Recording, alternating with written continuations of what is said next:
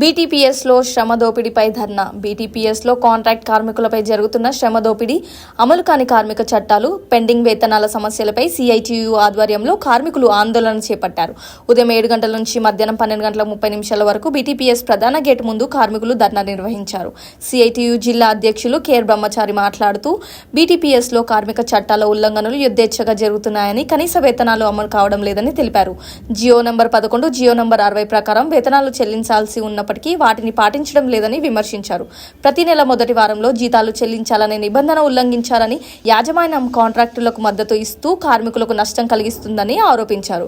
కార్మికుల జీతాల నుంచి కోత పెట్టి ఈఎస్ఐ మొత్తం జమ కావడం లేదని, కాంట్రాక్టర్లు వాటా చెల్లించడం లేదని తెలిపారు.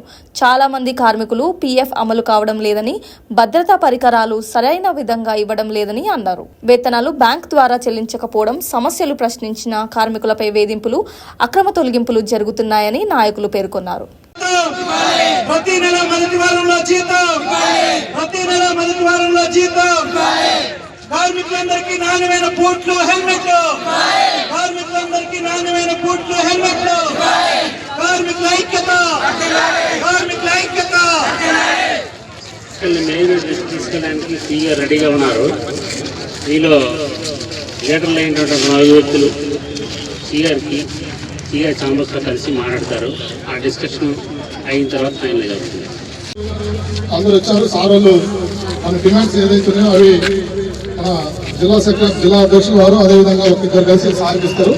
మళ్ళీ సేమ్ దీని మీద సార్ ఏం చెప్తారో దాన్ని బట్టి సిఈ గారితో ఏం మాట్లాడాలి ఏందనేది మనం డిస్కషన్ చేసి వెళ్దాం. జిల్లా అధ్యక్షులు వారు